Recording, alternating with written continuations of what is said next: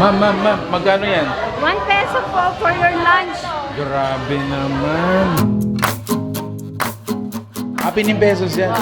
Sulit, diba? Ano nga sabi mo, ma'am?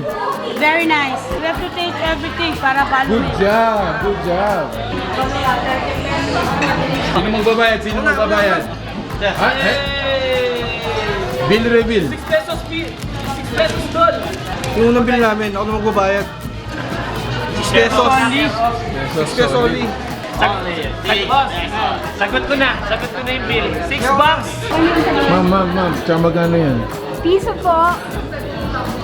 Jerk chicken, pork and skewers. Solid. 2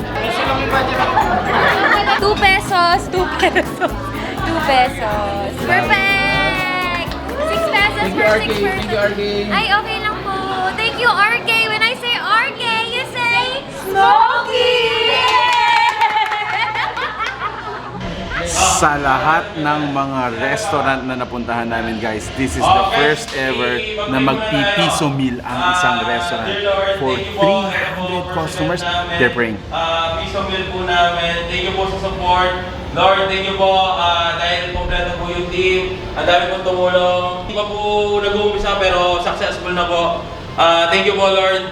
Amen. Amen. Okay. Yes. Good luck, RK. Good luck. Kilala ko la rin din eh.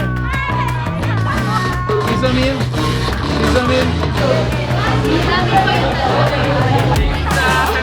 Saan nyo nakita yung advertisement? Sa post niyo po. Alright, thank you.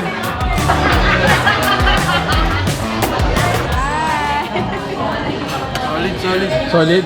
So, after 1 hour and a half, parang naka 50% mark na sila dun sa 300 slots natin. So hopefully yung mga nanonood kanina dun sa live ma-enjoy pa nila yung mga piso meals natin for the day dito sa RK Smokey. Grabe, first time ever. Bill reveal, bro. Bill reveal. Kaya nyo ba? 2 pesos only. Ma'am. Yes po. Bill reveal. Ayan po. Wala, aran nila man siya pesos ka. Pesos. Po kami. May tip kami. 5 pesos yung tip. Mga siniserve namin para maramdaman ng tiga Pampanga or Angeles na ganito kasarap yung pagkain namin, di ba? At masasabi nila sa mga kaibigan nila na meron na parang ganitong style na pagkain din sa Pampanga. Pesos. 1 peso meal. 1 peso meal.